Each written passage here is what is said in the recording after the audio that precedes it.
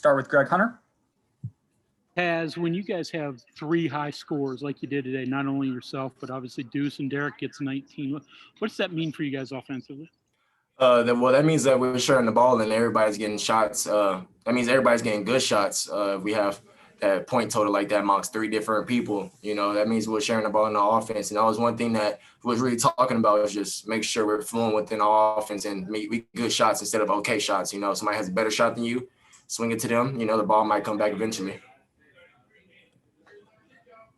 Justin Jackson. Hey, Taz, obviously, about this game, what they did the first time back in December. This obviously helps you stay in the conference race.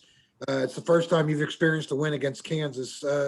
Just kind of talk about, all the emotions in the game, as those final minutes and seconds are ticking off. What's going through your mind? Well, that means with us, a step closer to our goal.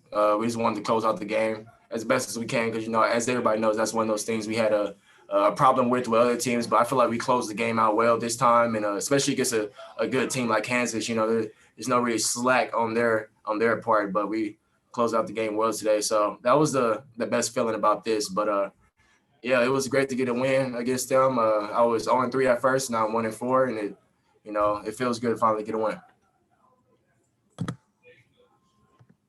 Over to Kevin Kinder. As it seemed like you and Deuce were able to get into the lane a lot, was pushing the ball inside a point of emphasis today? And how do you feel like your game has grown with that? I mean, obviously you're not the biggest guy, but you've been really good recently, and as the season progressed, getting the ball inside and shooting. Well, in junior college, I had a lot of post-up opportunities in junior college, and I just kind of figured out, even if somebody's bigger than me or stronger than me or whatever, as long as I get my balance, if I can get my shot over, I think I have a pretty good chance of making it. So that's one thing I just try to do, is just try to get the defensive person off balance. And another thing I told myself, me and Deuce, we was just talking about, we got to get into the lane more, put pressure on everybody else, because that's what they do to us. They stick their head down and try to drive, get foul calls, get dump offs and kick out threes. And that's one thing we was just talking about that we have to do from now on into the season. Greg. So Taz, do you guys feel like your offense is finally sort of getting into the flow after having to change systems sort of midstream? Yeah, we're trying to figure out we're figuring out what type of team we're going to be and what type of team we are. Of course, we're a defensive first team. It hasn't really seemed like that, but Bob Huggins' program, we are a defensive minded team first, and now the 4-out-1-in has been working a lot for us. Motion, trying to create mismatches for DC. Inside out offense. Once DC is playing well, we're going to play well. He's going to find us. He's a good passer off the post. So we just got to be ready to make shots and make plays. And I feel like we all did that today. We was kind of rotating on defense, and everybody was talking. The enthusiasm and energy was there from everyone today. So it was a great team win.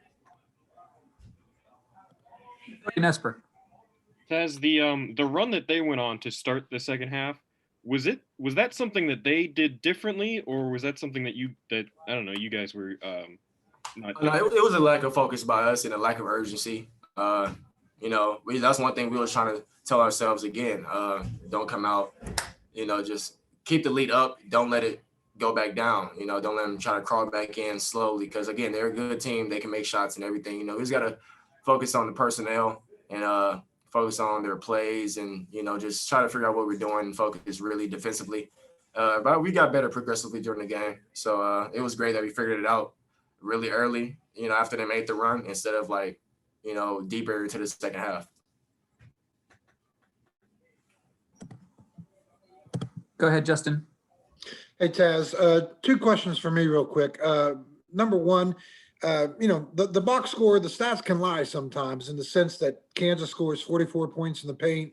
They hit 45% of their shots, but I kind of thought your guys' overall defensive play was the difference in the game. The stats may not say that. And question number two, how weird will it be to look at the top 25 poll on Monday and not see Kansas in there? To answer your first question, I feel like we made every shot, well, not every shot, but majority of the shots kind of difficult for them to make. So some of the shots we just, live with as a basketball player, once you're going against another talented basketball player. good offense beats good defense any day. But I feel like we did a good job of closing off the driving lanes. And I know they were trying to do the baseline drift pass, trying to find Abaji and Braun, their best shooters in the corners in the window. We try to stop that because that's what killed us again at Texas, Iowa State. We've been doing a good job at that. And to answer your second question, it's going to look a little different, but, this whole year is different, with the Blue Bloods, whoever, just the whole year is different. So maybe it's a good chance to have new scenery. Okay, Taz, thanks for joining us. No problem.